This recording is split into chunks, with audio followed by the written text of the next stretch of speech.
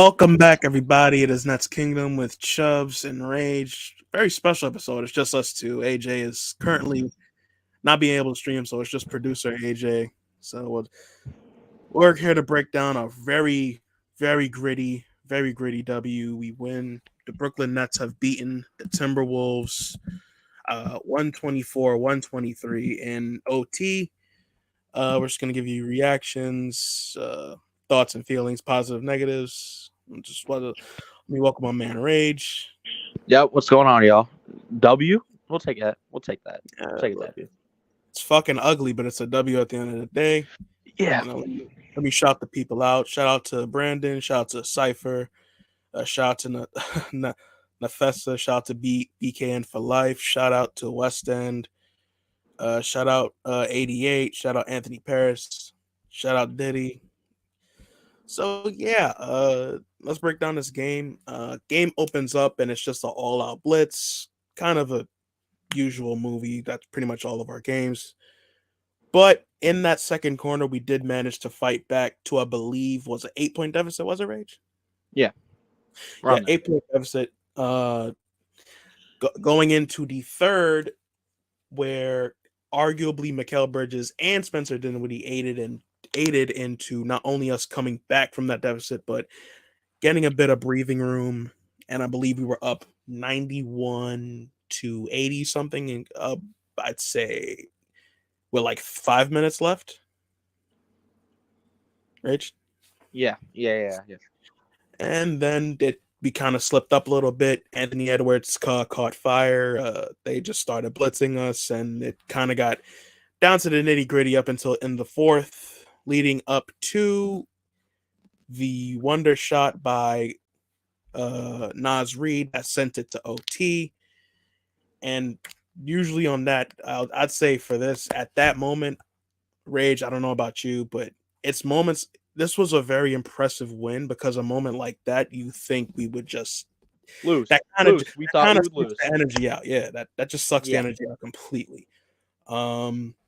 So thankfully we put our big boy pants on and we took out a nitty gritty win. I'd say that's a pretty massive fucking W, especially away from home. So yeah. So and you know what? That's off a back-to-back. We rested pretty much everyone, even though we came out a little flat-footed into the game. You know what? We were able to win the game. We'll take that. This is a win you needed to have.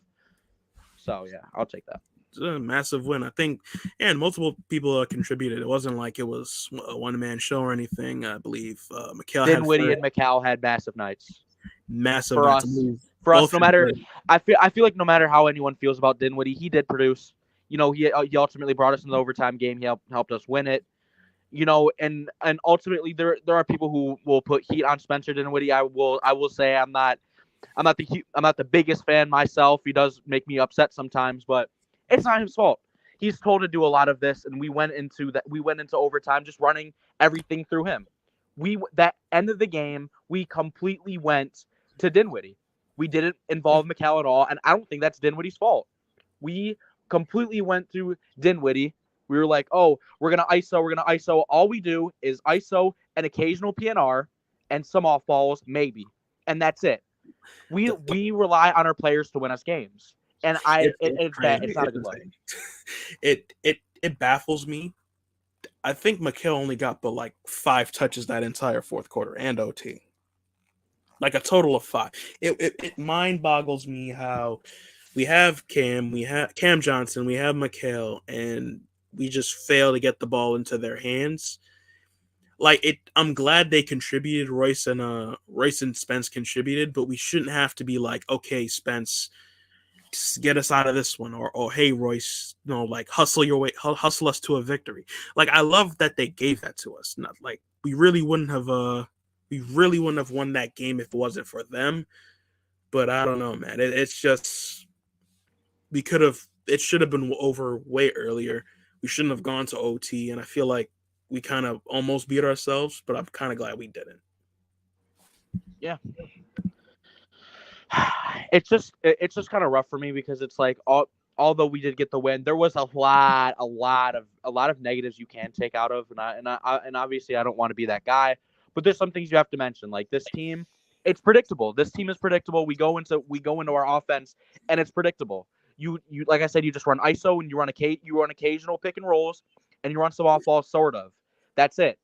I don't understand. Like, no disrespect to Dinwiddie, but I don't know how he's the guy we want to go to for our first option all the time. If we want to win, we go. We just want to run it through Dinwiddie the whole time. I mean, there isn't a system on offense, and we don't play Cam Thomas. We don't play Nerlens Noel.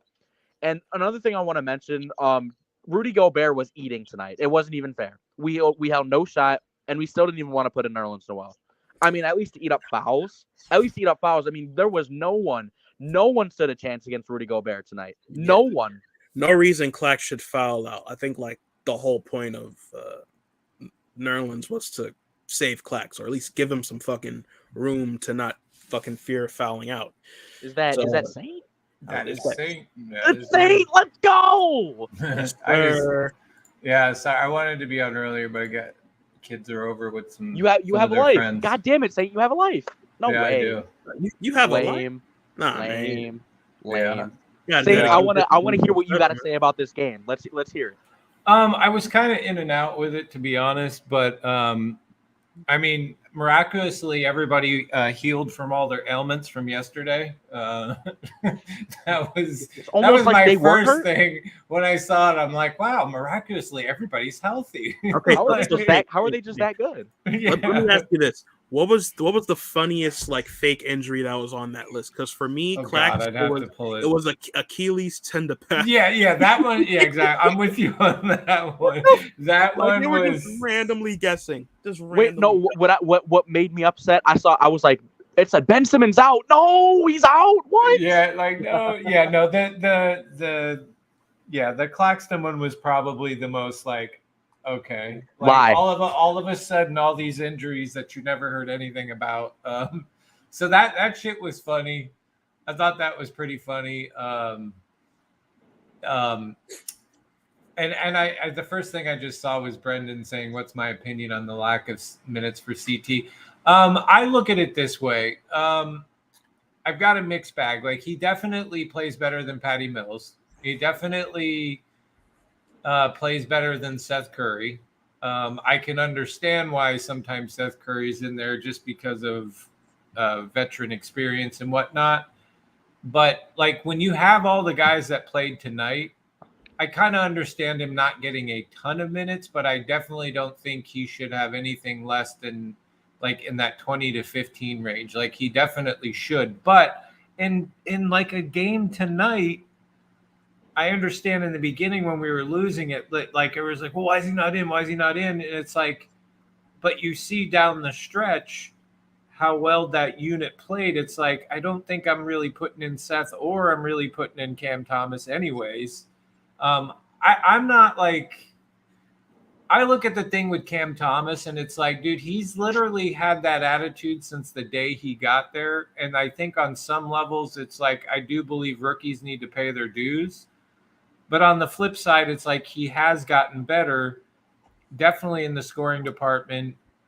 He's making some better shots, better shot recognition. He's gotten a little bit better at passing and whatnot. Like, he's definitely shored up some of the issues that we had when he first got here. I mean, defensively, he's not anything spectacular or great. I just don't like the incessant whining. It's like, come on, dude. Like, just give like, why is it that every time somebody asks you a question, you've got to like kind of just be an ass, right? Like, you kind of got to like throw some shade. It's like, if you know what I mean? It's like, if you're more concerned about your playing time than you're actually concerned about whether the team won or the team is playing good, and it just seems to be more about you and your play time, I kind of am like, I'm kind of like, well, are you here for just yourself? Or are you here, like, do you want to be part of the team? And that's part of my problem with Cam a little bit, is that it's very much just about him and not so much about the team. That's like my only real gripe with Cam, is it's like, come on, dude, you're a second year vet, like not vet, you're a second year sophomore coming into the league. Show a little bit more like humbleness, a little bit more like you're here for the squad, you want to learn, and it's like I don't know if he suffered from having KD and Kyrie and just I don't know. I have a mixed bag with him. I definitely don't think Patty Mills, even Seth Curry, and some other players should be in before he has, or they should have more minutes than he has. That does get frustrating to watch, but Brendan. I don't think he's going to become an all-time great. I think he has enough talent to be really good in this league. Holy but hell. I wouldn't go. I wouldn't- wouldn't go all-time great. Now, in Melody, I agree there are times that our offense gets stagnant, and that is a good time to bring him in. But also, this team does figure it out. I mean, we've seen this now a bunch of times to know that as they're playing more time together, they're figuring it out and they're buckling down on defense, and then they start scoring. I think with him, you have to Cam Thomas. I think you have to pick and choose a little bit more in when you play him. Because I'll say this, right? Because there is two sides to every story. And while I do agree that Cam Thomas does have somewhat of an attitude problem, and you can argue that's probably why he's not getting time, you also have to look at it from the other side of Cam Thomas is probably bussing Seth Curry and Patty Mills ass in practice all day. But that's the thing; they don't practice. We've already determined that. Like we've determined that these guys don't practice. They don't. They told you that. They told you they don't practice. But when they do, like at the beginning of the year, Cam Thomas is busting both of their asses.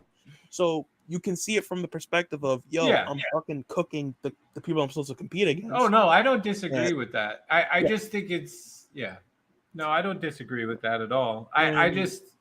I feel like and I don't know, maybe it's because I am older and there was a different time in the league where things were a certain way, and I think when you made it easy for kids to just come flying in like 1 year, like right out of high school, or like only one and done in college, and their social media is now involved. There's just so many more things that it's like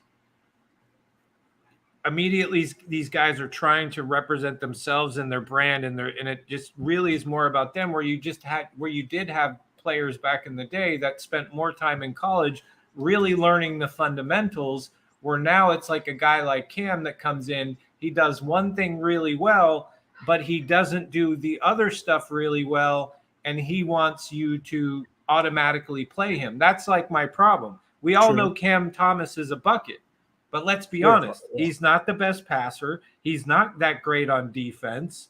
Like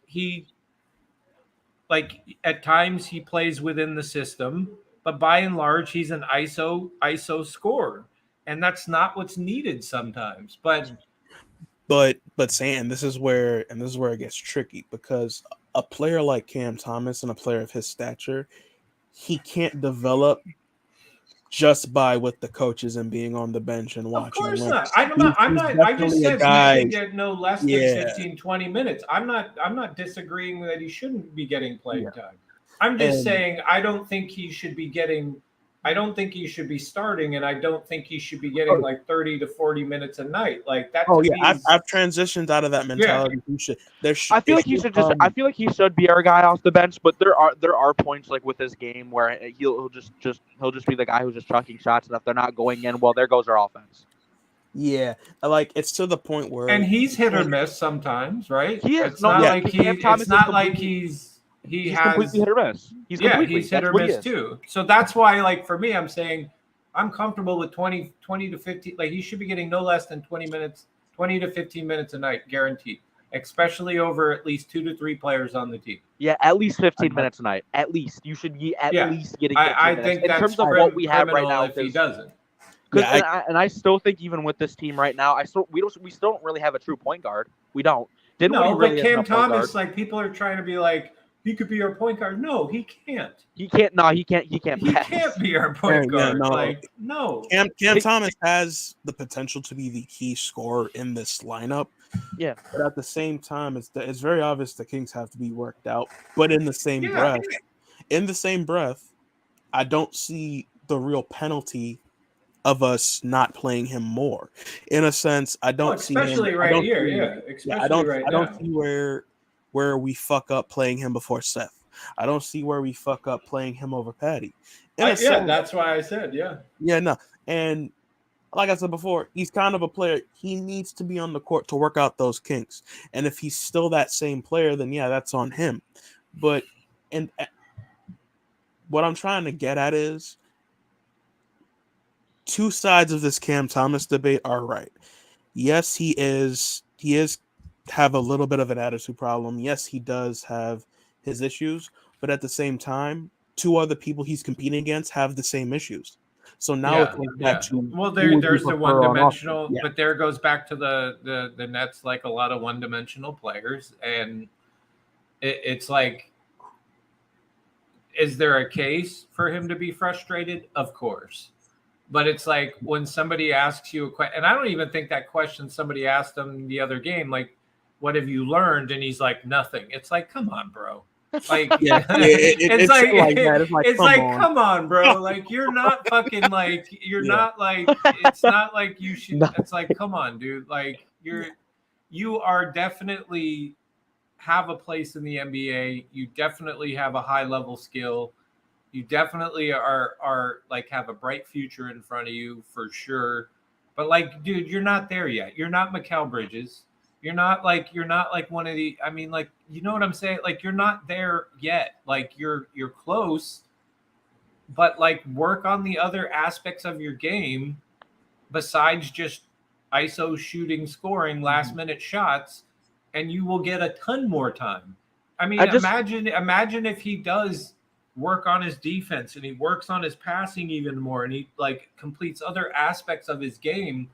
Like, yeah, kid is going to be great.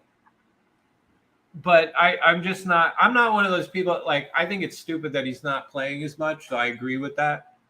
But I also, and listen, why is it lame that somebody like he's basically still a kid? Why is that lame that like somebody asks you like attitude doesn't matter anymore? Like that's the other part of the problem that I don't understand. It's like these young kids come in and it's like you think that attitude somehow doesn't matter anymore until like the workings of the team or the cohesion of the team, the chemistry of the team. And it's like if you're just sitting there constantly having a shitty attitude going, what about me? And it's not really about the team. Tell me how that helps the team. Tell me how that helps the team. Please, people, understand this. We all know he's a bucket, but understand this is his second year in the NBA. He's acting like he's been in the league for 10 years. It's like, come on, bro. It's not a little humility. Like it's not insane to say his fucking attitude stinks. Like, just as much as he's good, and while we all agree him playing more probably is better. Yeah, but and then like there's reasons he's not playing. Might be stupid reasons, but it's a fucking reason, and it's a very like logical fucking reason. Yeah, and let's be honest, Cypher. This is the other thing I've realized about the NBA too. Players don't say shit about whether another player, like Cypher said this, like, and I get it, so I don't care about his post game. I'm not saying I'm making a big deal of it, but it's pretty fucking like stupid in my opinion to just say like do you don't normal real like we're not like if I asked you, did you learn something from that? You're not gonna be like, no, I didn't learn shit, I'm good. Like today's teammates will not talk shit about other teammates. We just saw that with Katie and Kyrie. Like everybody's saying, like, oh, they're best. Like, but you're finding out they're not talking. They didn't talk. Like you hear other players say things. Like let's try to not just mention those two at that. No, I'm just what the reason why I'm saying it is today's players and the way the game is now. You're not going to find many.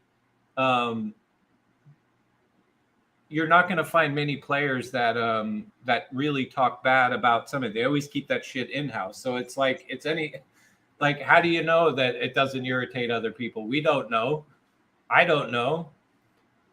Whatever. You guys, hey, if you don't like what I'm saying, I don't really give a shit. Like if you think I'm not making sense, everybody has their opinion. At the end of the day, the guy should be getting more time. We've all agreed on that.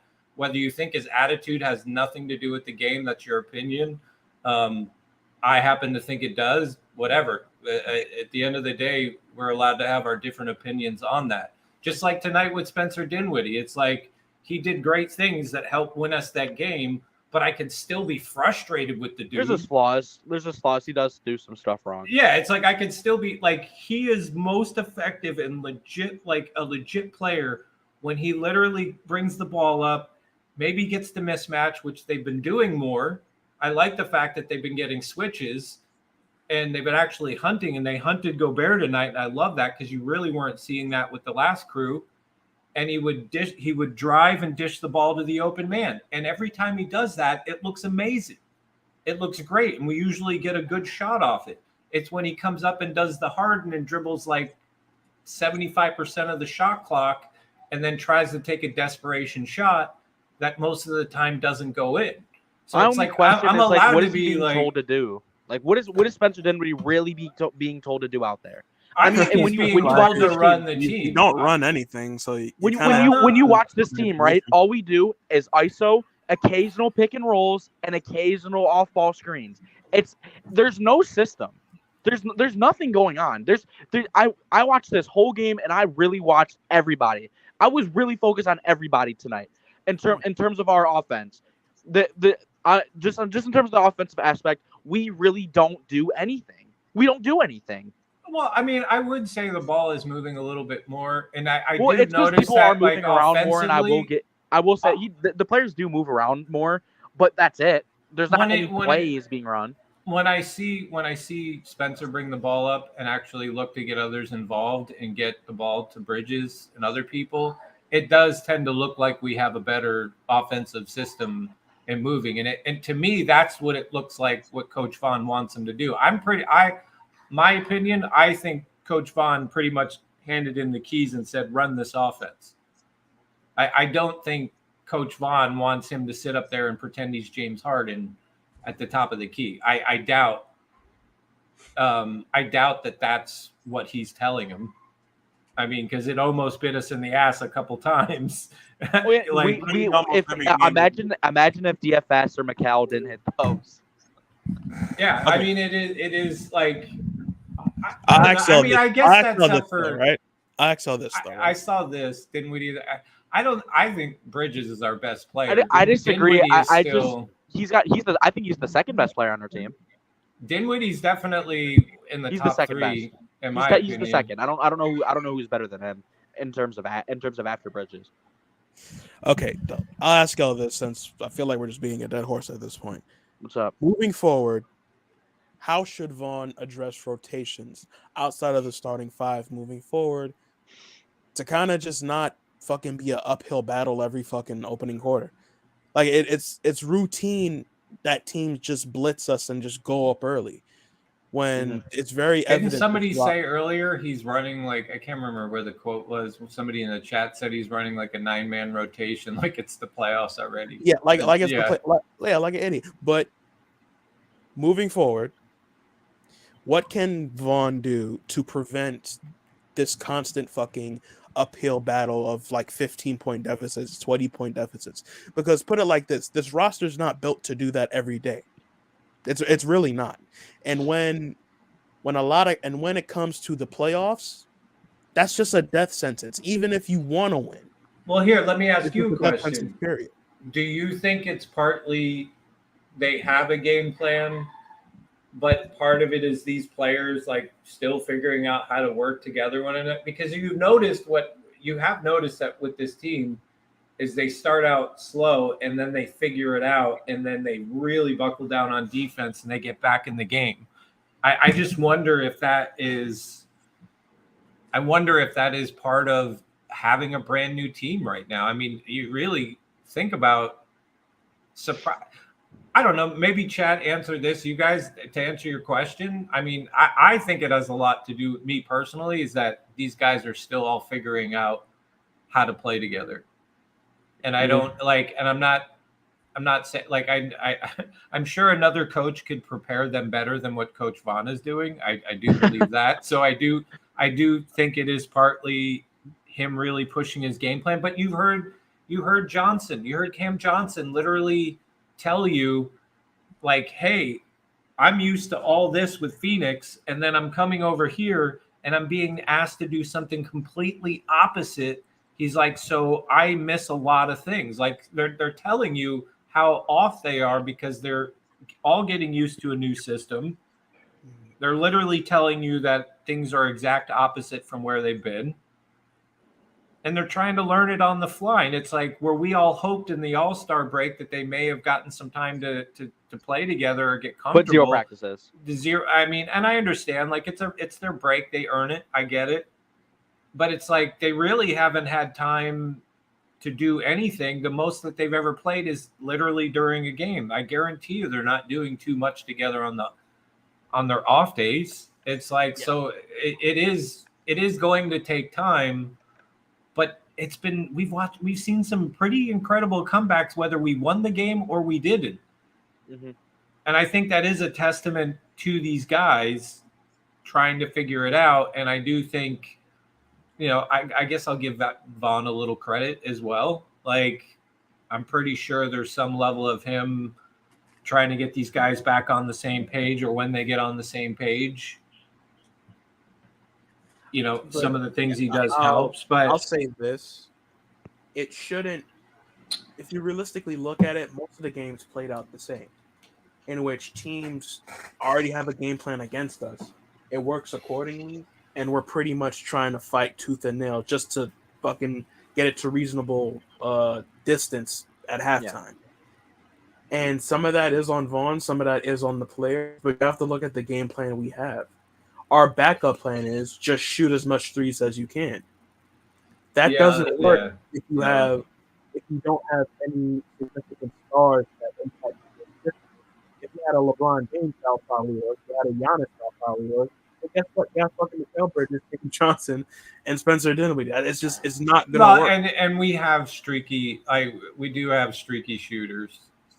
Yeah. And that is, but let's be honest though. We've looked the best when Spencer has brought the ball up and drove and dished it out.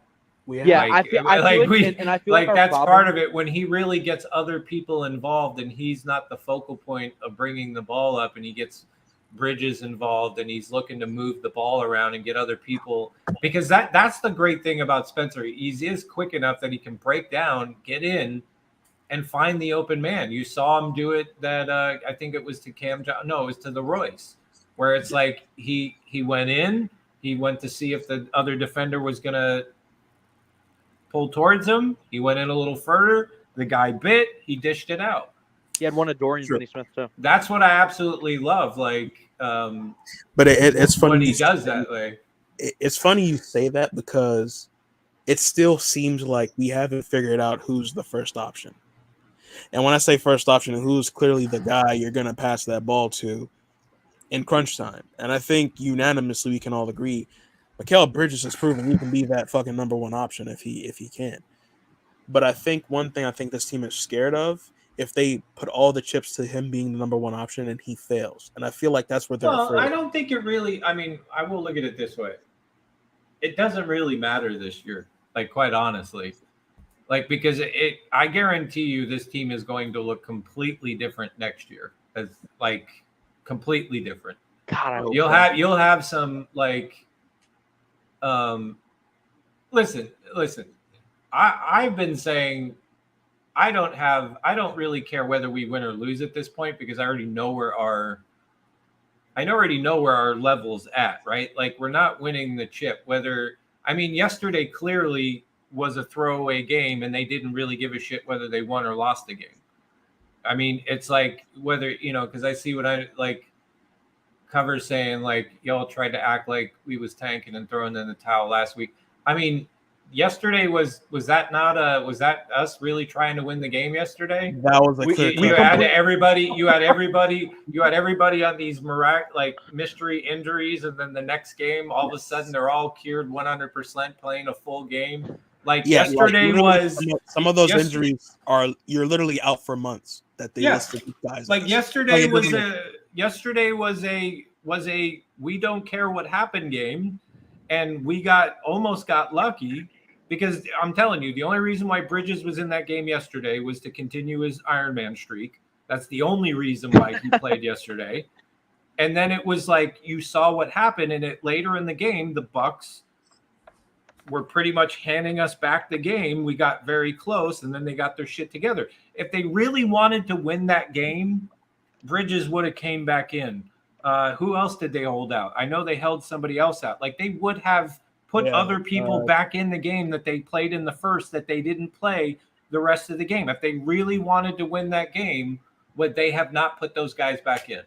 And you know what? And if we really wanted to win that game, we would have played everyone. We would have played everyone, and we would have played on the back-to-back.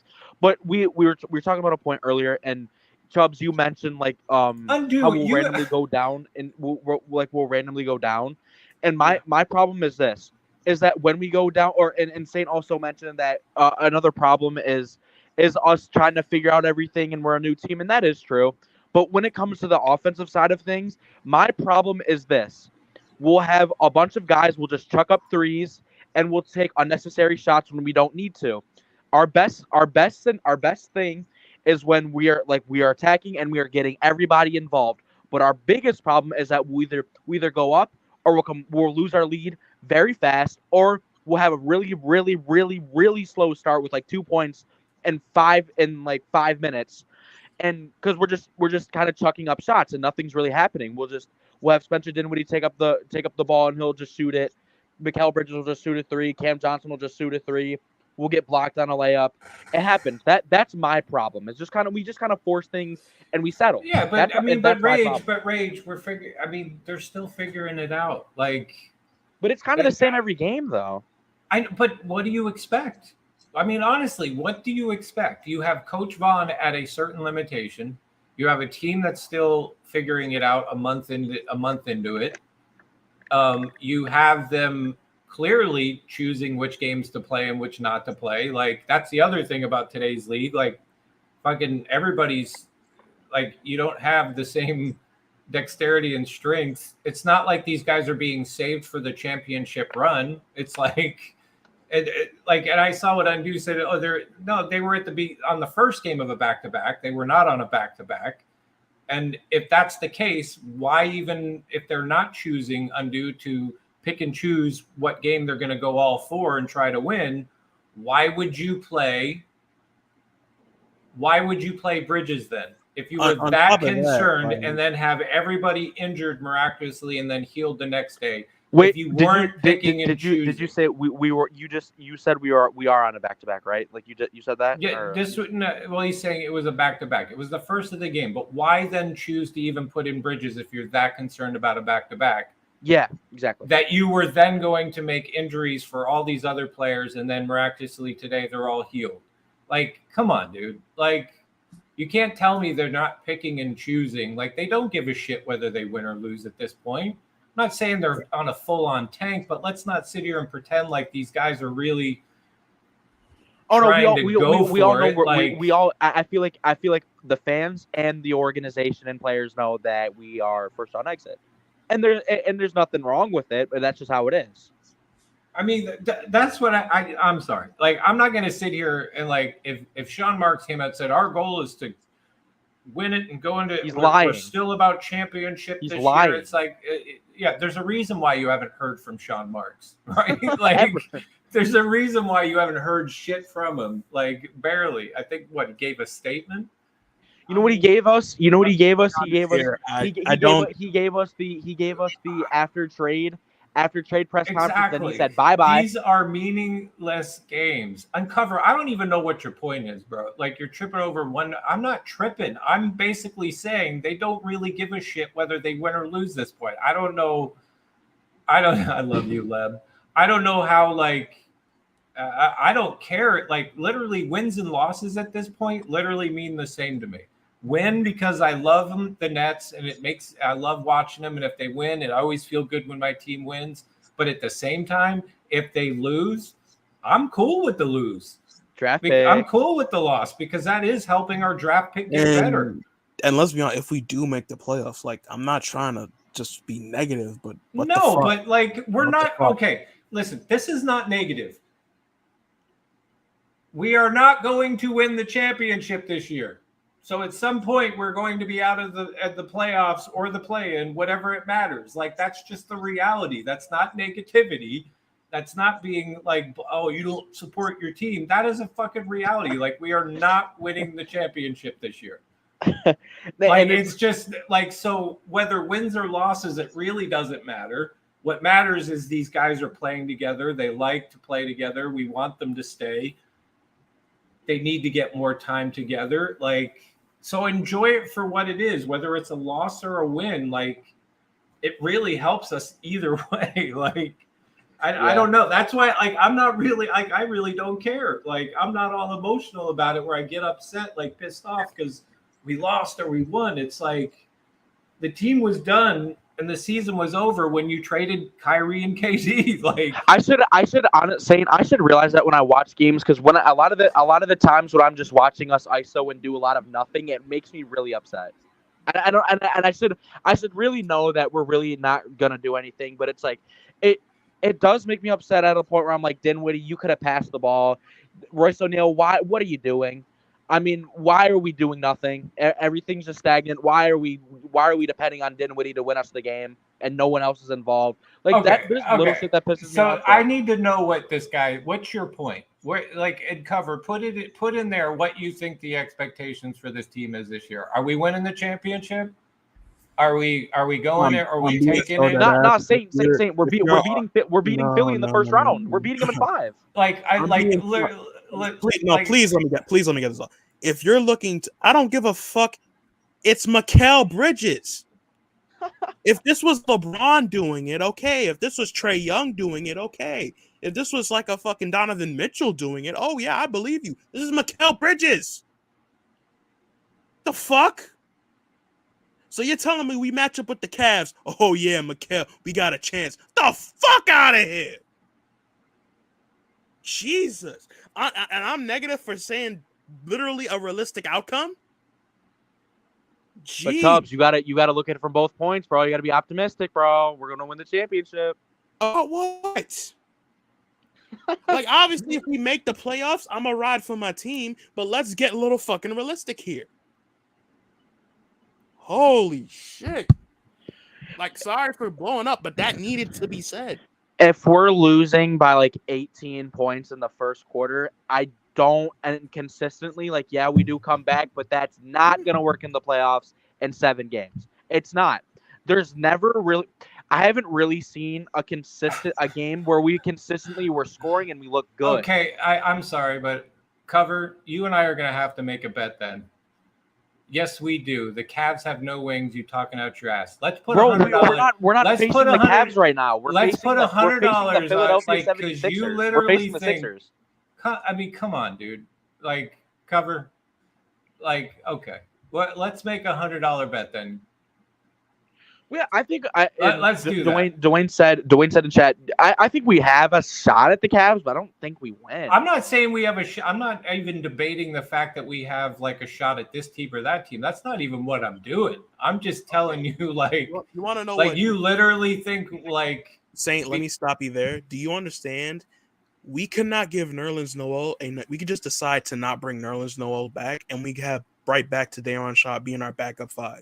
And you're telling me we're gonna go up against the Cavs in that, and we have a chance? Did Chubb Saint? Please tell me you saw what Rudy Gobert did to us tonight. Please tell me you saw it. We got destroyed. It didn't matter who was out there. It was bad. We didn't even play Nerlens Noel. We didn't even play Daron Sharp. We got. I can't use that word, but we got destroyed. You understand, in a playoffs, right? You're going up against Evan Mobley, Jared Allen, and whoever's their backup center. And you're going into it with Nick Claxton, who, yes, he has a chance to really put in a good performance against them. That's it. That's all we have. If we don't sign Nerlens Noel, is Daron Sharp. I gotta know in the chat, how many people literally think we can win the championship this year? Or how many? I need yeses. No. I need to know this. I need to know this because I can't even believe we're having this conversation. I need yeses and nos. I need to see where we're at, because, like, I can't even believe I'm no. I can't even believe see, this is the problem. I'm sorry, but by and large, like if you think we're winning the championship there, you are, in my opinion, a very delusional person. And just because I think, I'm sorry, no, I'm not going to do it. Please highlight Leb. Please highlight Leb's comments. Where? Our closing center tonight was Royce O'Neal. Thank you. Our center tonight was Royce O'Neal. Oh yeah, yes sir. Hey, And Lev, but it listen, worked. Dwayne, But Lev, what are you talking about? It worked. We won. And Dwayne, listen, and I think depending on who we get first round, if we make it to the first round, depending on who it is, I think we have a shot. I just don't think we have a shot. It really depends on who is in the first round, quite honestly. Yeah. Let me ask you that. While I go do something real quick. Who are the first round teams we can beat? Realistically. And don't do, I think we can shock the 76ers, or give me like a realistic first round team that we can legitimately beat. Can you, I mean, but please be honest with me. I think we all can agree right here. We're not going to beat the Knicks in the series. Have we? I hope people watch the game. Okay, Rage. I'll say this: I will never utter those words. So I'll just say whatever happens, happens. Because honestly, fuck the Knicks. I will never say the Knicks are better than us. You will have to. I don't. But you got to be realistic. I will never. I will be realistic in that aspect. Understand. This is where my delusion kicks in. I will never say anything in any sense that will put the Knicks over the Nets. Fuck them. Fuck the Knicks. Fuck that. You know what? And I hope we shock the Sixers. I hope so. But it's hope. It's hope. That's it. That's all it is. It's hope. I mean, I just don't know what people see. I hope we face the Hornets in the first round. At least we actually have a chance. We actually have a chance on the Hornets. It's just my problem is just I don't know what people have seen out of it. And obviously I know everyone's still trying to get it together, but there's no way this team is going to have it all together by then. All together, there's no way. Especially if you're not practicing. But still, it's not possible. We run DFS and Royce as our backup. Convo's over. Even when we had Nerlens as well. Come on. It's unbelievable. It's like we still have glaring issues. Bad. I mean, and it's like no disrespect to Spencer Dinwiddie, but do you guys really think he's a first option? No. He isn't. He's not. In any system, he isn't. There's no disrespect there, but he's just not that guy. And you can't run a system where he's just dominating the whole game. You're not going to win. If you played a team that's actually going to win something tonight, you would have gotten embarrassed, Jock Vaughn. Embarrassed. You're lucky. I don't know how we pulled out a win tonight. Okay, let me be optimistic. We're winning in the first round. Let's make a bet right now. If we match up in the playoffs with any of these teams, Knicks, Sixers, Bucks, Celtics, Cavs, and any of the big middle to big teams, that's middle seeds to top seeds, and we actually handle them well and actually beat them, me personally, I will buy a Ben Simmons jersey. Matter of fact, I'll buy 2. Love to hear it, dude. I'll send you it, honestly, so I can get it off my hand. You don't even have to buy it. I'll stand on it.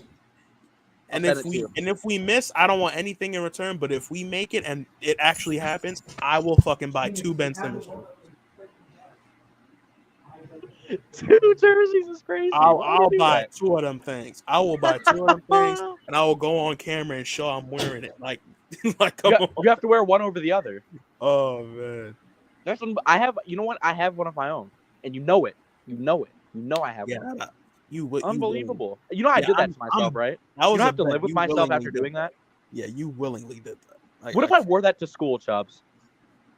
I wouldn't wish that on my worst enemy. I already get made fun of for wearing net gear as it is in school. Not witness that.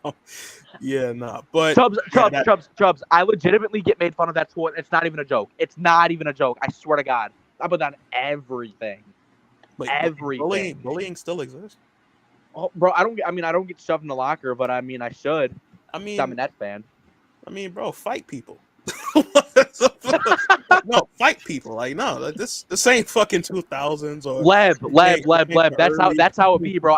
And you know what? I bought a white Ben Simmons jersey out of Oh, everything. no. Are we I talking hate that about white Ben? jersey. I don't even Are like we- it. Oh no, okay. So Are we talking about? I had to go. No, I had to go do the dad thing. So, but real quick, did we agree on? I saw Knicks and Cavs. Was that what we were agreeing? Is that where people thought we could realistically beat first round? That's the only. the But Hawks. those are the only teams that we're actually like let's probably gonna play. It's between them. So Well, basically, actually, and there's the Sixers, but I don't. Yeah. We don't really stand. I don't think we can beat if the way Embiid is playing right now. I don't think we beat them in a 7-game series. Saying I can't watch the 7-game series of that, bro. I'm gonna explode because I'm gonna have to watch stupid. I don't think we can beat them in a series. I'm just saying the way they're playing. I can't watch a series against them. Like the Sixers are gonna beat us. I know it, but it's like I can't watch Embiid get to the free throw line the whole game. I can't watch 20 points off free throws. I can't. From one individual, I can't do it. You realize some of these teams that we're playing that now where we're having these big comebacks, like you're literally gonna have to do that every. You're literally going to have to uncover. Do you not agree with like you need to have your own show because apparently you like nothing we say like you agree. Like why are you watching if you don't agree with anything we say? But I'm just saying so while you were gone, I made a bet. If we were ever to face the teams that were brought up that people have said we have a chance, and if we actually beat them, I will buy 2 Ben Simmons jerseys. Okay, so wait a minute. Whoa. If we do it. As soon as I heard Ben Simmons, I completely forgot anything you just said prior to that. Repeat. what did you just say again? Okay. If we match up in the playoffs with any of the teams brought up in this convo. Okay. Knicks, Hawks. All right. Beat Cavs. Beat them. I will buy 2 Ben Simmons jerseys. I'll set. But Chubbs, you don't have to buy. You can buy one, but I'll send you my. I swear I'll send you mine. I'm just saying. I'll give it to you for free. You can take it now. You want it now? I'll give it to you. I promise. I don't. Okay, but with that bet, but Undo also has to make me $100 bet that he thinks we can win the championship, and I'm like, nah, you're out of your mind. Does he actually? He said he's giving constructive criticism and pushback. You capping? Okay, we can win the championship this year. I need to make that bet. Are you going to make that bet or not? Because that sounds like capping to me if you think we're actually winning the championship this year. But Leb says you got to get a Ben Simmons tattoo. That would be bad. Nah. See, nah. No. I said, do you think we can win the championship earlier? And you said yes. Oh, you said yes earlier. I'm not. I said it, and I heard it. I saw a clear yes by you. Don't make me scroll back all the way up and find that shit. I'm just saying, listen, dude, all I'm saying is I'm not getting emotional about wins or losses with this team. I don't really care. There is a limit for this team this year. I am just going to enjoy and hope that a certain few players, like the only players I really, really, really care about that stay with this team next year are Cam Johnson, Mikal Bridges, Nick Claxton. Outside of that, I don't give a fuck who leaves. Or do you get what I'm saying? Those to me are the most important players on this team. I don't really care if Cam Thomas goes or stays. I just because I think he wants out. I think he's going to want out, quite honestly. I have a feeling he's going to ask out, and the way it seems like it's going, I don't care. There's no way us playing Cam Thomas in a game like this 5 minutes is gonna make him want. Why would he stay? What's the point of in both scenarios? I don't want to go down the Cam Thomas rabbit hole again, but I'm just saying, I just don't get good vibes that he's gonna want to stay here. But legitimately, and I feel like even people who like Cam can agree that it doesn't even make sense it doesn't make sense him being on this team if he isn't gonna play at all. It doesn't. I believe he should play, and I completely believe he should play. And I know how talented he is, but if we're not gonna play him, trade him. He doesn't get you any value sitting on the bench. He No, doesn't. and I mean, if he really doesn't want to be here and he wants out, then he is somebody that. But the only thing that makes me nervous is about Sean Marks is on some level we've seen him do good with drafting, rebuilding a team, right? Like he's got enough there. But I'm also nervous about him being one of the guys help rebuilding when we've seen him literally give away too many assets or not take assets back for certain players at certain points where he could have gotten more. And it's like, so I'm a little nervous going into the offseason about like what their game plan is. I wish I had a little bit more because you really don't know. To your point, you really don't know if Cam Thomas is going to be here next year or not. You don't know if in the offseason he's like, yo, either play me and make me a starter or I'm out of here. Or like, you don't know what he's going to, you don't know. And you don't even know what the team or the front office, how they view Cam Thomas. Like we've seen Sean Marks and them, they view, you don't go along with what they want. You're a problem, get you out of here. Like that's kind of how they are. And it's like I still get a little worried about Sean Marks in the offseason. Like I wish we had an idea of what the game plan is going to be going forward, because that the other thing that makes me slightly nervous, well, not nervous, but like we don't even know if Ben Simmons is going to be here. Like God, I hope that we can get rid of that guy somehow. Honestly, we don't even know if anyone will be back. We don't know. And yes, I don't think there's any guarantee besides. I don't think there's any guarantee besides Nick Claxton now because I'm sorry. Bridges is a guarantee. If Cam Johnson wants to be here and signs his contract, Mikal is guaranteed, but I don't know about Cam Johnson. I mean, in terms of the front office, I want to bring him back regardless of what it takes. Okay, but we still have Joe Harris on this team making $18.5 million. I just don't know how you say Claxton is the only guarantee. That's a little. How late? It's past your bedtime, I think. No, it's not. It's not actually. I said okay. Mikal Bridges. Okay. Order. Let's. No, I'm just playing with him. I just don't know, like. Mikal too. Okay, Mikal too. Okay, but real quick though, the Nets fans deserve Mikal Bridges. I would agree, maybe if you said Joe Tsai, but we deserve. I mean, consider what fans have gone through. We deserve. Like, no, we deserve somebody like Bridges on this team. Like. Yeah, but let's transition into questions since we are about to hit an hour on this fucking thing. So if y'all got questions, just ask us. I do see some I might bring to the panel now. Let me just scroll up here. Okay, Dwayne Green says, "What do you think about Simmons, Thomas plus 3 firsts for Trae Young? I think he's a perfect fit for this team and will help." I don't want that. Fuck, that guy's got bad hair. I don't want him. He owns the New York Knicks. There's something about him I don't want, dude. I don't want him on a midget. Oh man. Like I know Trae. I know Trae's good, bro. I know he's good. I'm not. I don't know. I don't. All right, hey. I guess maybe.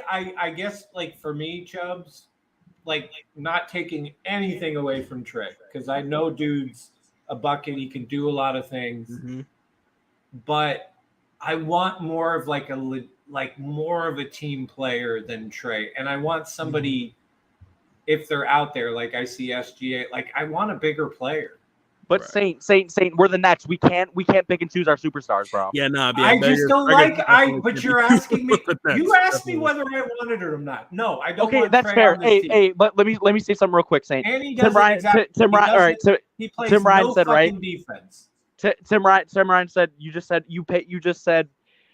the ultimate price for Cam Johnson and Bridges. But the thing is, you don't know.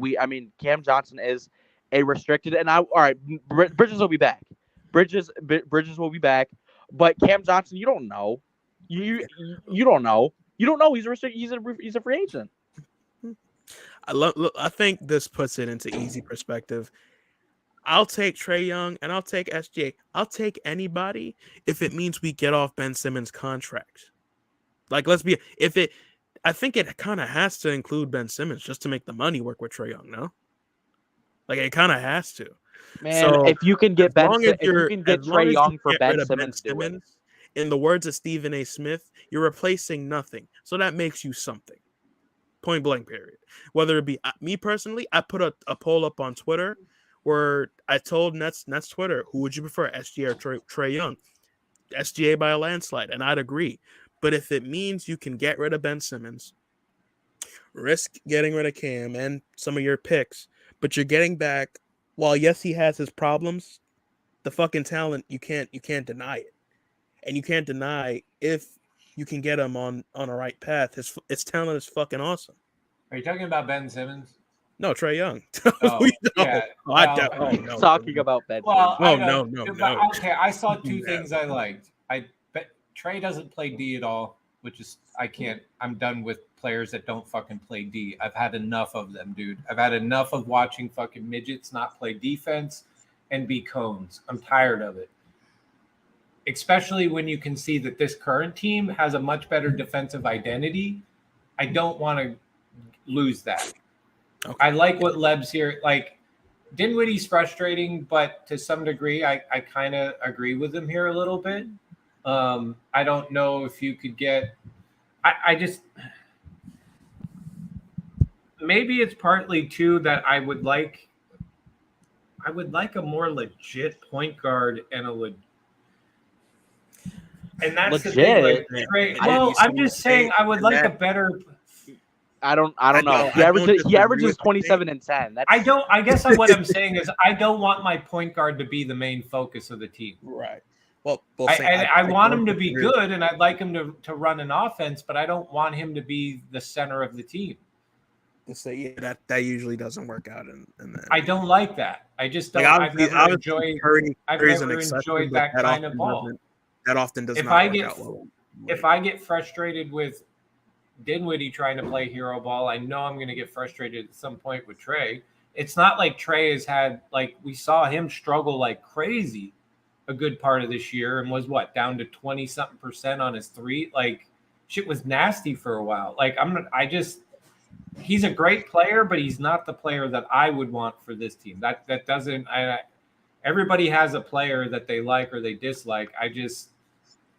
He's not the kind of player I want on this team. I would be more comfortable. Like, if you gave me a choice between him and SGA, I would take SGA. Yeah, I feel like everyone would take SGA, I don't know how well he fits in with the Mikal Bridges and Cam. Maybe I don't know. I think he fit in wonderful. Yeah, like and he's 6'7", can play defense. I think Shea makes sense, but the thing is, I mean, given the OKC scenario, right? Why would they give up Shea?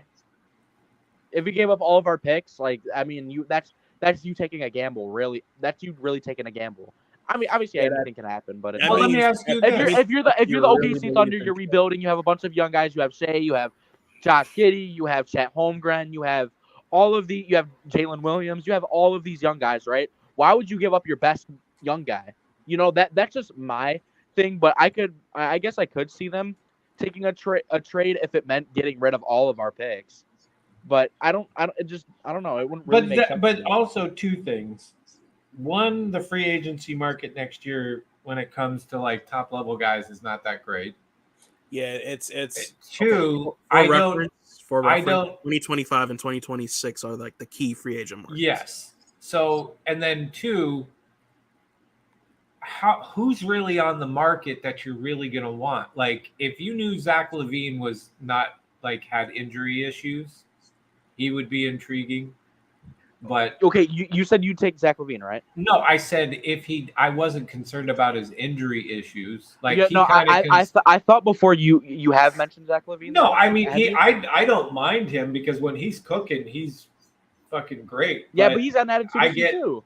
I get nervous about his injury history, and he can be streaky. And that's the problem. There's nobody out there right now that really personally kind of makes me really excited. Like, I almost wonder if like next year is going to be another one of those years where they're kind of holding off until the following season. Like I kind of get, like, me personally, unless they pull some magic shit out of their hat.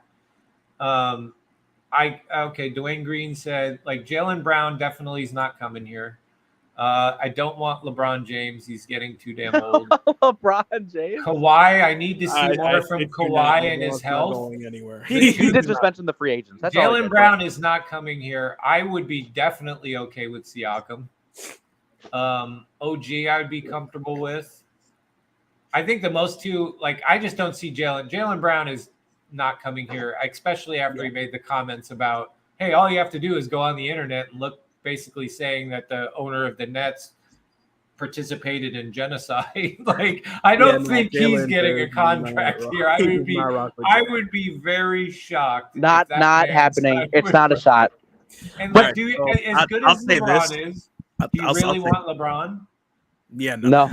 I'd say the free agency class 2025. I believe that's Luka. No, I think that's Giannis.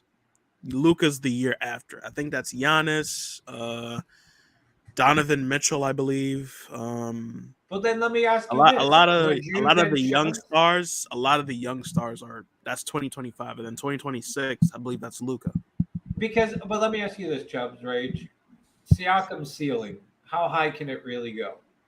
And then two, because we've already looked, Jaylen Brown definitely is not coming here. LeBron's too old. Kawhi's health is definitely. We'd only be able to get LeBron if we drafted Bronny. I don't think OG is going to be a superstar in this league that's going to run a team to the championship. Yeah, no, Siakam, I think I don't see Siakam getting light years better than what he is. I don't see him I don't think Siakam gets any better because I think he's, and obviously where he is right now is pretty good. So let me ask you this question, and even the chat, would you guys be comfortable? I don't necessarily want to say punting, but would you prefer to wait to go all in on a player to the season after, or would you want to sink in either a lot of your assets to get somebody that may not really be like the best thing for us, or try to sign one of these? Like, what would you like? Because I almost feel like waiting a season, it might be like you see, for me, I think what's best is you try to, and this is why I applaud losses right now. This is why losses make me happy as much as a win does. Yeah, is because if you can improve those picks, and this draft is probably better than the free agency. This draft is deep. Get some solid players out of the draft, and then Cypher just said it. No, I think we should. This is my train of thought. I think you draft to develop these guys. Hopefully, get lucky.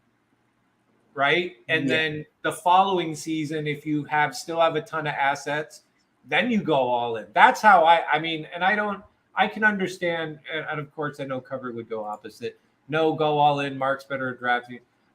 No, okay, going all in. Are you saying no? You don't want to go all in? No, he said no. He said no. Don't go all in. All right, perfect, good. Finally, we agree. Okay. Cover. Finally, let me interject with this. 2024. Don't even look at it. It's not going to be anything worth it. Picks, get your drafts. Hopefully they're good, and move on to 2025, 2026. Jeez, that's forever, bro. Oh my gosh. Okay, potential 2025 free agents: Giannis, AD, Donovan Mitchell, Jason Tatum, Brandon Ingram, Julius Randle, Jalen Brunson, Jamal Murray, Miles Turner, Aaron Gordon. We have to wait 3 years. Hold on. Because think about it, dude. Hold on. Oh my God, Saint. Hold on. 2026 free agents: Luka Doncic, SGA, Trae Young, Joel Embiid, Bam Adebayo, De'Aaron Fox, Jaren Jackson Jr., Mikal Bridges, Jared Allen, Marcus Smart, and Anthony Simons.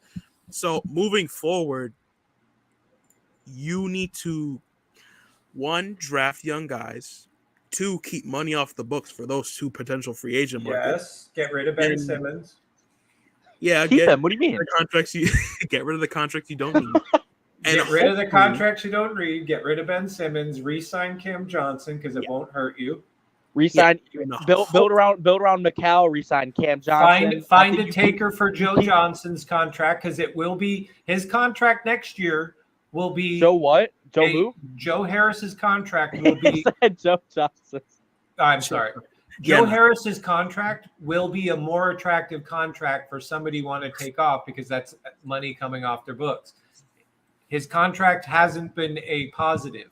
Now it will move into a positive for a team that is looking to get money off the books. So you have a chance to either get somebody to take it. You can take back lesser assets. You can maybe get lucky finding somebody. But, like, I'm sorry, like what you're reading, Chubbs, like, because let's be honest too. I think there is some sort of image repair that the Nets have to do.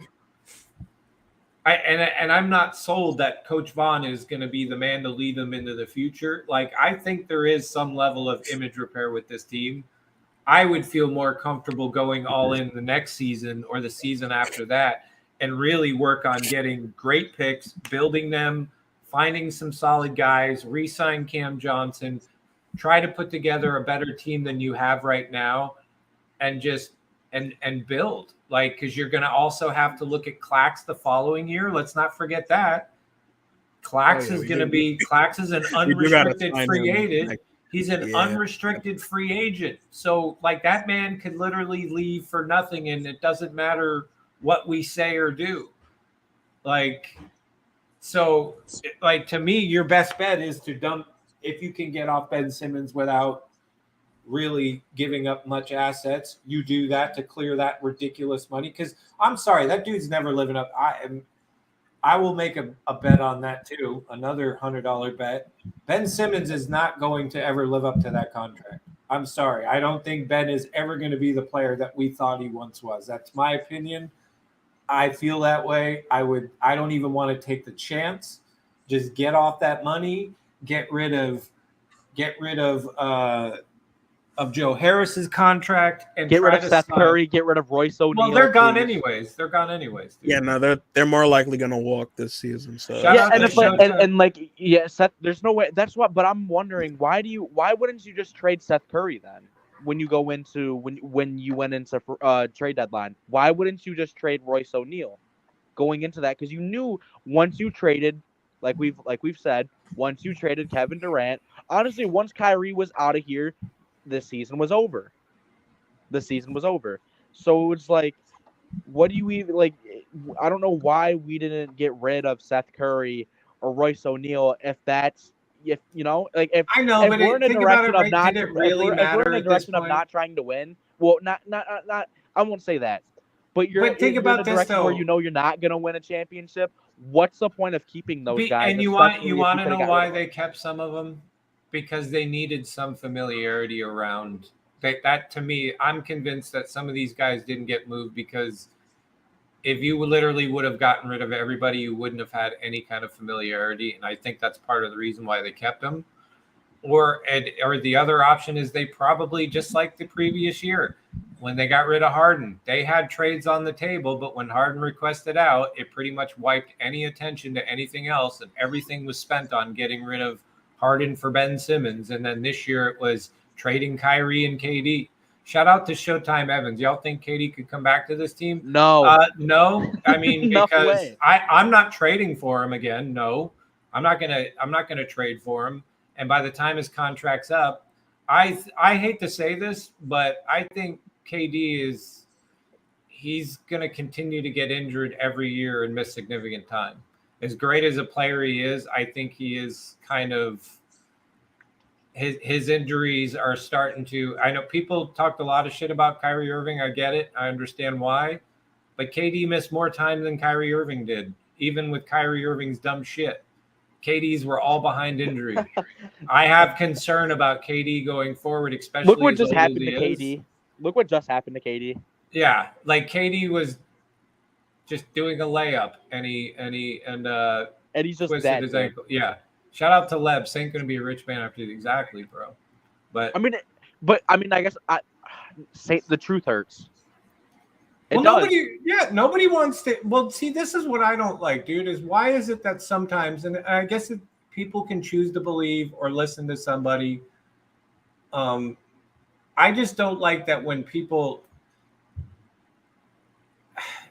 I think people need to.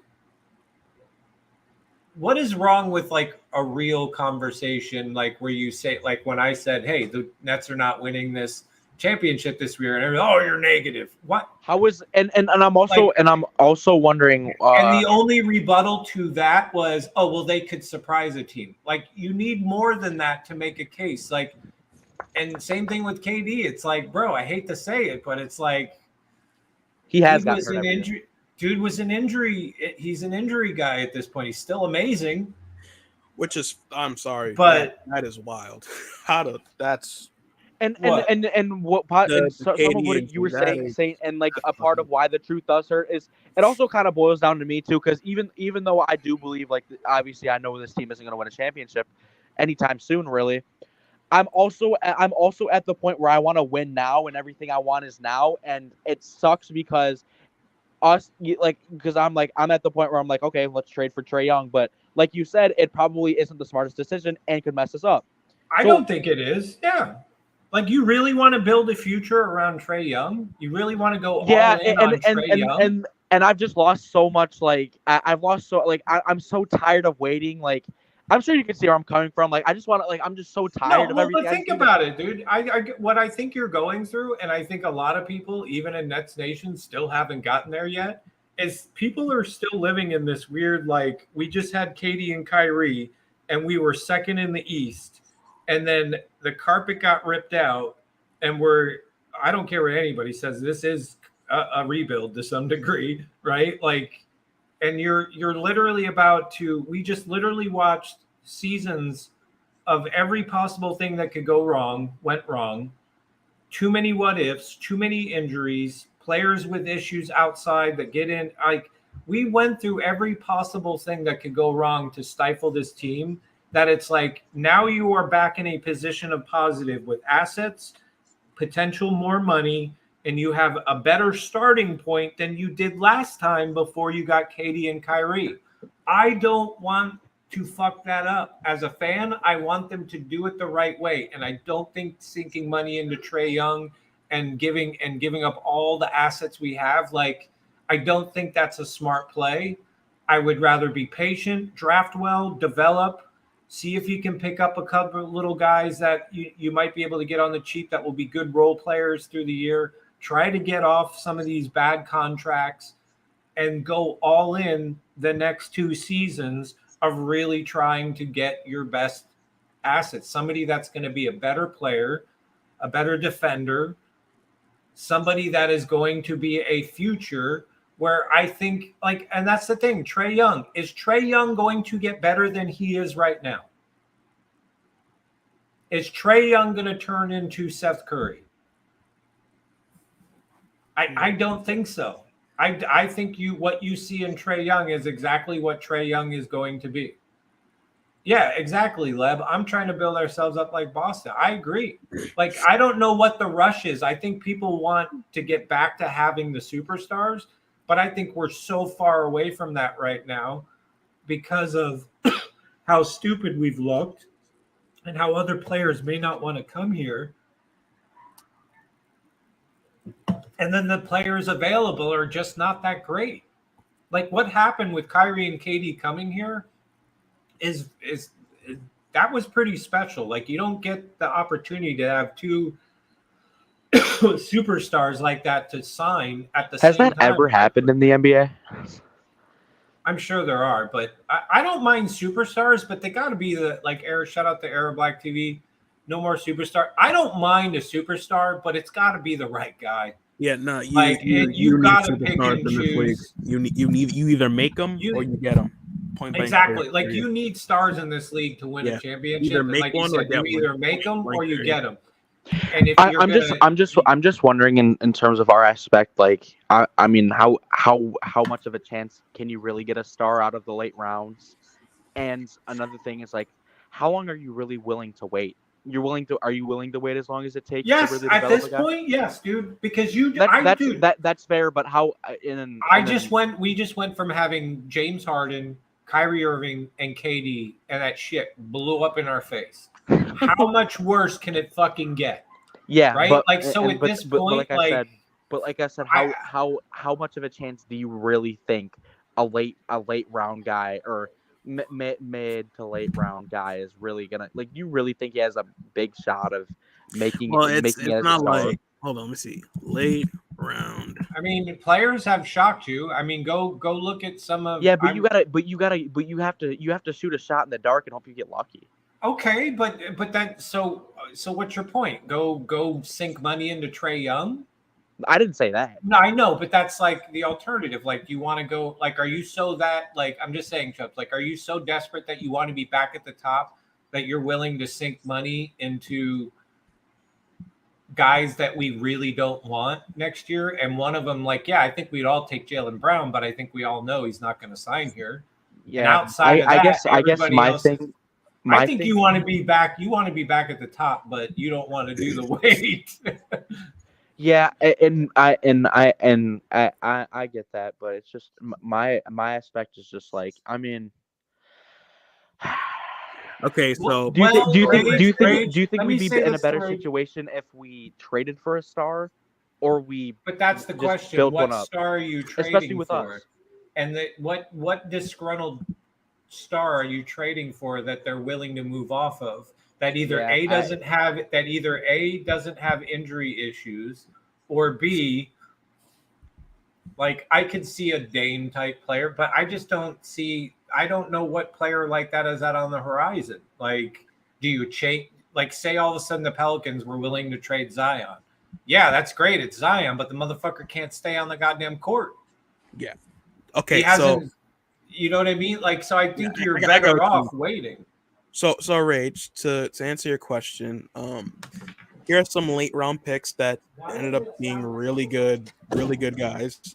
George Gervin, Manu Ginobili, Dennis Rodman, Marc Gasol, Isaiah Thomas, not the '80s one, the modern day one. I want to hear like a star. Nikola Jokic. Okay, well, that's one. Yeah. One. You gotta one guy. You try to have a response ready. You mentioned the one guy. You mentioned one of them. So I guess Manu Ginobili and nobody? You're telling me Manu Ginobili was a first option? Oh, if you're talking first option, but no, I'm saying this is quality guys we're talking here. Like, Star, genuine. but you know that's fair. That you can get. I think you can get quality guys. I think I think you have a big shot. I don't know. I guess it is worth waiting for. Going is you can get quality guys. And you know what? And I feel like if you want to draft, this is the draft to do it. And that's why, and like Saint mentioned, we all know it's like, even if you lose, well, at least you're getting a better pick. Yeah, and if it goes up to the mid table, John Morant was a mid pick, I believe. He wasn't. I don't even think he was. John Morant was picked second, bro. John Morant was picked second. No fucking way. It was Zion, John Morant, and RJ Barrett. Remember? What's it? Am I bugging? Who? You're bugging out, bro. Who the fuck? John Morant was picked second. So who the fuck did I think was picked second over John Morant? Yeah, no, I'm bugging. Look, it's late. I don't. Yeah, Almec. You know what? Giannis wasn't. Yeah, that's a good one. I like that. Okay. Wait, tank. How much? Almec, how much can we really tank in the situation you're in right now? Because after this year, you don't have your own pick until Jock Vaughn's extension's up, I believe. No, I really. Let mention the star. Let mention the star. It was Nick Claxton. He mentioned the star. Good shit, Leb. I like that. I'm really thinking. Oh, well, or did I mix him up with Donovan Mitchell? Did I mix those two up? Because Donovan Mitchell was a mid-round pick. You're right. He was like, he was 13th. But we're not gonna get a pick like that. Yeah, I think I fucked those two up. Yeah, that's my bad, y'all. But no, you can get quality. It doesn't have to necessarily be a top 10 pick, but you can get quality. Yeah, you know what? It'd be cool. I feel like if you want to go that route, that's cool. But it's just, I still feel like you really gotta figure out that point guard aspect. I don't know how you're gonna. Anthony Black, Ryan Rupert. Ryan Rupert. You know, that's Maybe I think really, about I it. really hope he. But if as far as the draft, who you think you want the Nets to go for? Because if we have 2 picks, I hope we get Taylor Hendricks. I hope he falls to us in that. Isn't he like another wing? But but he's good. He can be a 4. So I think that moves one of our wings to the bench. If you're telling me you want to move with DFS next year when you have a guy like Taylor Hendricks, come on now. That's if you move off of DFS though. Now, you know what? I think DFS will be much better as a bench role because when it comes to the wings we have, me personally, when it comes to that starting lineup, too many cooks are in the kitchen, i.e., too many wings are in that starting lineup. Like no traditional guys at their position. It's just a bunch of wings being put in just random positions with Claxton, who's technically a power forward playing center, and Dinwiddie who will score first point guard. Yo, I have a question for you guys, and we've talked about this before, but that's also another question for chat. Are you guys just want to chill with our picks, or should we trade up? Chill with your picks, especially if you got 2. And depending on how the Mavs and Suns look, it's more likely we move up with those picks. We're gonna naturally move up with those picks. Just keep them. And Yeah, you know what it would all be cool? depends on It's how like the Mavs it's and obviously Suns like move. it's obviously That's like a really dream, it. but it was like, you know who was another late round pick? Desmond Bain. Oh my gosh, that dude is amazing. Yo, his current contract is criminal. Yo, his extension is gonna be crazy. Yo, and obviously like I want to win now, but it's like sometimes I have to really do step back into reality and be like, you know what? Yeah, no. A lot of these superstars were drafted by their team and Yeah. they were developed. You know, they're not just instantly amazing. So we can draft a potential superstar and try, go that route. Luigi says, "What's your thoughts on GG Jackson?" I don't watch GG Jackson. I gotta watch my college. I don't know ball with GG Jackson, but hold on, let's check his stats. Hey, and I'm gonna say, everyone who's in the chat, yo, it is going to be. I'm telling you, this is gonna be the ultimate draft stream for us. Oh yes, this draft is deep as hell. It's deep as hell. I hope we can. I hope we can really like. Ooh, that would be nice. Wait, okay, so yeah, there's a lot because I believe was it Taylor Hendricks that was like the hybrid forward? Like I believe there was someone in this draft being called a hybrid forward. I don't know. Yeah, this draft is interesting. So, like, I never heard of a hybrid forward, but let me check GG Jackson. Yeah, yeah, he got that dog in him for real. I can't lie. He got that dog in him for real. Yeah, but we are looking to close this out. If you got any extra questions, just swing it before we close this out. What's up? We getting out of here? Yeah, just questions. We're just talking about draft, talking about guys like GG Jackson, Taylor Hendricks. Who do we want the Nets to draft? We also talked about. I said, in the situation you're in right now, would you just keep your picks or would you trade up? Absolutely, you absolutely. I mean, depending on what you're doing, I mean, I would at least take a look to trade up, depending on who the player is that you want. I mean, I wouldn't empty the cupboard to try to get in the top 5, but what's wrong with moving a couple, 3-4 spots up? I don't think. Yeah, and I feel like depends on what you're giving up, and if another team knows that they can get a player that they want at a lower thing than what they have, and they're not in. I don't know. Like, I think you do your due diligence and you look. I just don't think you empty the cupboard. I guess I'm saying I don't think there's enough out there next year unless some star becomes magically available. That would be great. I just don't think you dump the cupboard just to like move up a few spots. And I don't think you should really destroy all your assets on somebody that's like at the end of the day, like I don't think because I think like Trae Young doesn't even. I don't know. That just doesn't even. I don't know.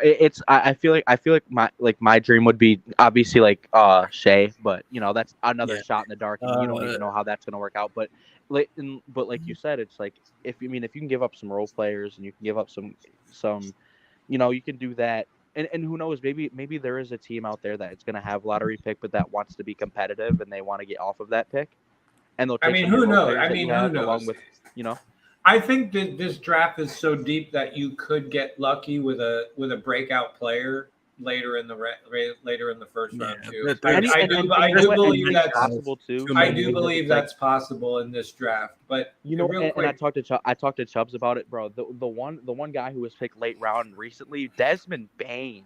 If you didn't get it, I'll even say this: the second round could be fucking money this year. I'll say this: that could. no, be there's a lot of. I mean, you potentially have a lot of good players that in any other draft, if it wasn't so deep, would go in the first round. That potentially could be in the second. And you know what? And you know what? Even with all of this, it's like at least we have, like, at least we're not at rock, but we're really not at rock bottom. Rock bottom is KG Paul Pierce trade. That's what rock bottom is.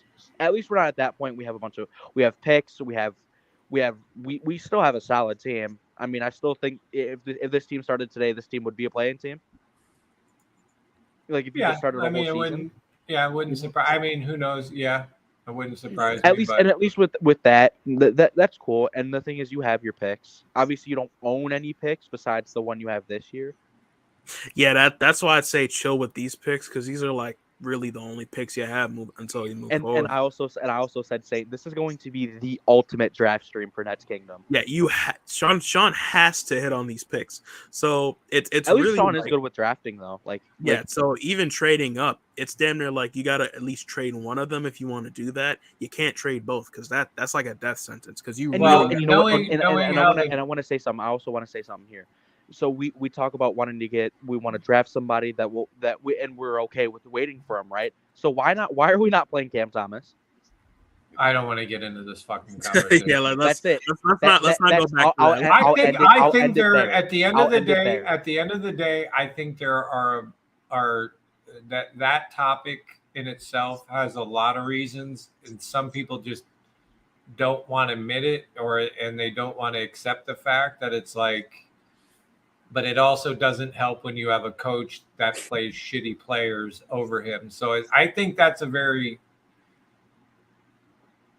I don't want to say complex, but I think there's a couple different reasons why we're not seeing him. And and then you have Coach Vaughn as your coach. And I think that's like, he does shit that doesn't make sense. So, I mean, I don't care what anybody says. Like when he made that comment, the no homo comment, I think he behind the scenes was kind of, he was fine, but I also think the team itself wasn't happy, and in some ways his lack of playing time, I wouldn't be surprised. That's crazy to me if they're tripping over that because he had no. But dude, it doesn't matter in the way things are today. It doesn't matter whether somebody had bad intentions. If you say something that anybody deems that is insensitive or frustrating or insensitive, like everything is an overreaction. Everything is, they have to err on the side of caution. That's just how today things are. Like they're always going to, and I'm not making light of what he said or not. I'm just saying, that people are going to take things to the extreme, and even the responses to what people's actions are, whether the intent was there or not, they're always going to err on the side of caution and show some kind of, well, we dealt with it. We gave punishment. We fined them. We did this. Like, it's just it is just like, and like I said, I'll end it off here. But if you're willing to go, if you're willing to if you're willing to wait for draft prospects, how are you not going to play a really good one that you drafted yourself? It doesn't make sense. And let's also be honest too. I've lost a lot of confidence in this front office training staff with getting young players and developing them. They've really fallen off the map of developing players. Then They really have. It sucks because after every good thing we say, we were like, we have, we still have a solid team. We have our picks, but then it always comes back with a negative. Always. Well, what I'm also seeing though is that it's like everybody, and this is the other thing that frustrates me, and I'll end on this, is that it's like, no matter what your position is on like a certain player or a certain situation, whether it's Sean Marks, the owner, Kyrie Irving, it's like, I wish the conversations would meet more in the middle, because it's almost like you've got to be either, just like politics, you either got to be all the way left or all the way right, and either everybody's making excuses for said player or the other side is just completely destroying it, but nobody like really wants to meet in the middle and look at the potential and understanding reasons why said player might be doing this or that. And it's like Al Mack kind of like, most fans don't want to accept that we're not contenders and want to try and win instead of developing slowly. Cam Thomas should be developed. Winning isn't important. Right now, like all winning does for me is just appeases the fan inside of me of like, yes, we won. Like for me, that's how I'm taking winning, just appeases the fan in me. But the logical side of me is saying what we've been talking about. Be patient, get better at developing these guys. Don't just go destroy all your assets just so you can get, quote, a star. There is no need for us to rush right back into being top 2 at the moment. You are sitting in a beautiful position with the ability to get rid of money off the books. You have a position to draft well. You're in a position to have future draft assets that are only probably going to get better. And then you have, after this season, we've already talked about it, you have 2 back-to-back seasons of really good free agent stars that will be worth going after. And what happens, like, and I'll just say this, like, pick a name, Chubbs, for the not next season, but the season after. Just pick one of the stars you named for the 25 season.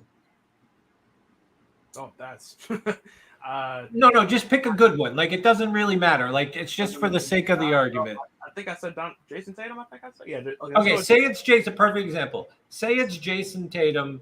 Jason Tatum's willing to come here. He signs here, and guess what? Now you have all these fucking other assets. You've developed. You've gotten a couple good rookies from the previous year that have panned out. You've developed them well. You were able to sign Jason Tatum, and guess what? You now have all these other remaining picks and assets to really go and then go fucking full bore on getting better players to put around your stars. Unlike this last time where it was like you just kind of like looked at the discount aisle at Walmart and said, I'll take that. I'll take that. Like, I just feel like it's better to be patient with this team right now and to just lower your expectations and like kind of come back down to earth and just be a little patient and accept the fact. Like, I don't know how long people have been Nets fans, but I've been a Nets fan for almost 30 years. So I'm used to losing. Okay. So being patient and losing doesn't bother me even after having KD and Kyrie on 30 years. Wow. That's unbelievable. So I'm okay with it. I'm okay with the slow and go, but that's all I'm gonna say. Yeah, and Saint, it's like I'm glad like a lot of times you do come up here because it's like I just saw this. I'm sorry. Like when like in my case, right? Obviously, it's like I just want to win now. I want to win now, but then you're like, you know what? It's not gonna work like that. And it's like if you do try to win now, you're probably gonna get effed, which always ends up happening. So I'm like, yeah, gotta just lower the expectations. And like you said, I gotta get so the young part of me will eventually get out and it'll eventually stop. But you've been spoiled, Rage. I know mad. you've been. Everything Rage, just you've sucks, been man. spoiled because your majority of your fandom was KD and Kyrie. Like that's just the reality of it, right? Like, and that's so and that I mean it's cool, but it's like, bro, you're starting out where you fucking had superstars, bro, and you're just like, fuck, and then now all of a sudden you're back down where it's like, hey, Rage, come on over here, buddy. Let me show you how to deal with. Let me explain to you what it's like to really be a Nets fan. Like you're like, I'm sorry. There's a lot of fans that either came on before we got them and were here when they got to Brooklyn, but there are a lot of Nets fans that came on when Katie and Kyrie got here, and they've still stuck around. And now they're really going to get to know what it's like to be a Nets fan. Yeah, because like even like when I was like tuning in and out when we had like Joe Johnson and we had like our guys, but it was like when we were losing and when we got to that point of us just sucking after we traded for like KG and Paul Pierce. I mean, like I'm keep in mind I'm like probably like 11 or I'm probably like 10 or 11. You're like 9. I'm like 9. So, and I'm like I don't have an. You don't even know what's going on at that point. You're like okay, put it right? You know what I saw? Like you know what I saw? I just watched the Nate Robinson highlights of him effing us. I love it. But Rage, you have to understand. I was there standing De'Aaron Williams, like he was the best fucking thing since sliced bread. I was there in that Chicago Bulls series, and acting like, and I was just as emotional when we blew it in that game. Like it, I've been in those first 5 years of Brooklyn. It was already as stressful, and to make it these last 5 years to be even more stressful. So it's just like 10 years of pretty much bullshit. Just 10 But then years. You got sane. But then you got sane. Dude, yeah. I'm just saying. I don't know how you do it.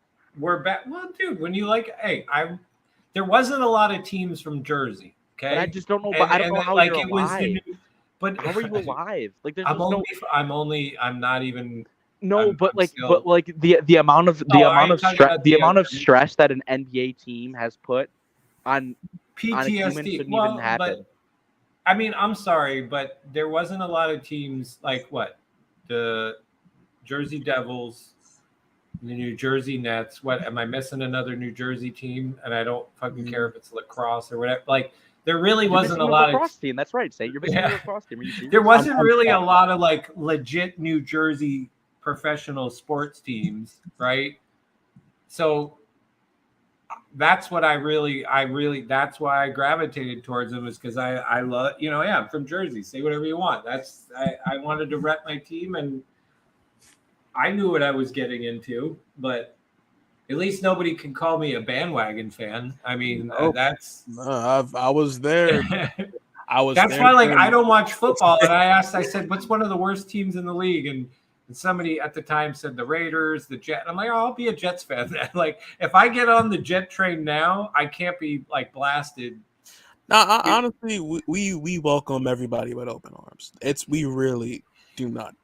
And this is my thing. I do not care. I don't care about I've been there during the bad times. Because then that's like saying, yo, you walk around saying, yo, I love smelling like shit.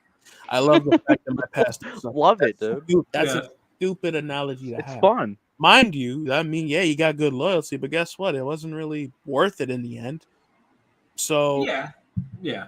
And all I know is we're back. I mean, Chubbs, once again, as a Nets fan, I've been in this situation all too well. We're gonna have money available. We have trade assets. We have picks. We have some contracts that potentially other teams might want that will help us get rid of them. We are back in a position where we're building, and it's not like we're starting with no assets. Zero picks. And this is what I the same feeling I'm having now I had before we made the trade with Boston. We did it again with Harden, but that was a different thing. It was like you already had Katie and Kyrie, and it's like, yes, you go all in. Did not foresee the shitty future that unfolded us in front of us, but we're once again at a very important part where you cannot afford to fuck this up. And that's why I am all for taking my time. I am in no rush to try to recreate something that didn't work.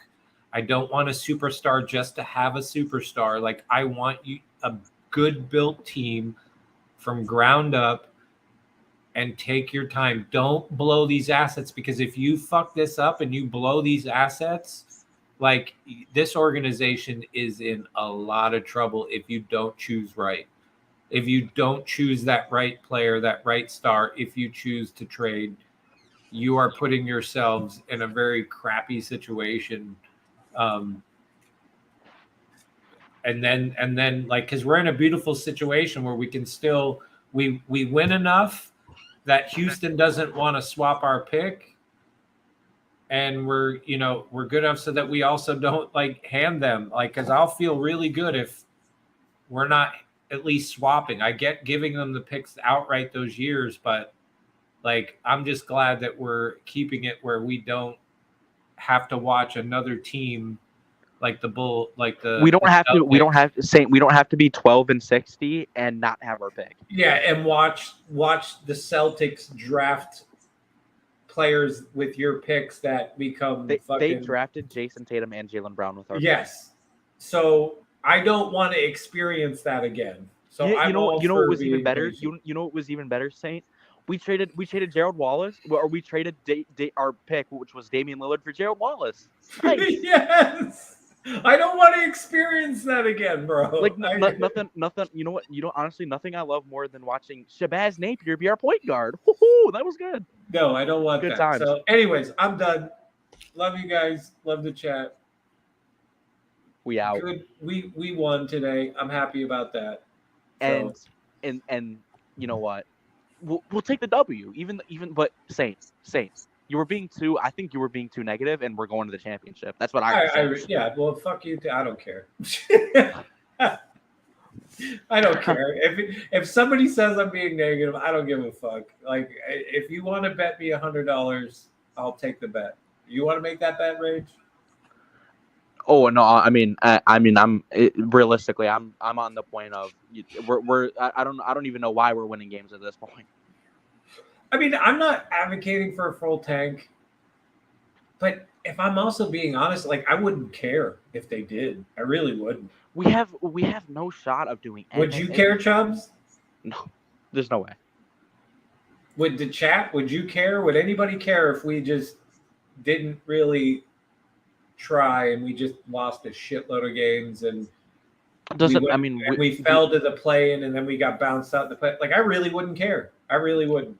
Is it bad that as a fan I'd prefer us to do that so I don't have to watch shitty basketball? Well, as long as everybody on the team and the players, see, that's the thing. As long as the players are in an awareness and understand it and are like, yeah, fuck it, let's get a good pick out of this draft. Let's get somebody good to get on this team. If like everybody from front office, coaching staff, and players were like, yeah, we really don't give a shit what happens. Like, we lose and it's just going to help us in the draft, I'd be all for it. I wouldn't care. I wouldn't care at all. At this point, that's just where I'm at. And we can't be too proud to not tank because we just gave up Kevin Durant. Well, listen, nobody's gonna admit they're tanking, but they do things that help with the tanking. Like that's just the reality. No team's ever gonna admit they're tanking. I hope they do it so I don't have to watch any more games. Jesus. No, dude, I will always watch games no matter what. Like, that's inbred in me. I will do it, but I'm done. Love you guys. Right. Yeah.